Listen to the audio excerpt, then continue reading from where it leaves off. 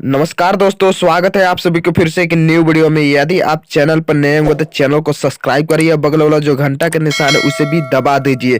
तो चलिए दोस्तों, आज की वीडियो शुरू करते हैं। इन्हें कौन है? तो इनका नाम शिल्पी राज विजय चौहान। जी हाँ, इस समय के सबसे ब्रेकिंग न्यूज आपसे बता दूं कि शिल्पी राज की जो मम्मी है स्वयं शिल्पी राज के पास फोन की है और पूछी है कि तुम किनसे शादी करना चाहता है, क्योंकि इस मामले पर हमेशा आए दिन हर न्यूज चैनल पर वीडियो आ रहा है। तुम बताओ पहले कि किससे शादी करना चाहती हो, विवेक पटेल से शादी करना चाहती हो या विजय चौहान से शादी करना चाहती है? तुम डिसाइड करिए जल्दी से, हमको बताओ। इस बात पर शिल्पी राज अपने भाई के पास फोन की है और बताई है कि मैं किससे शादी करूं, आप लोग जिससे कहेंगे शादी करने के लिए इससे मैं शादी कर लूंगा। आप लोग का मर्जी के खिलाफ मैं नहीं जाने वाला हूं।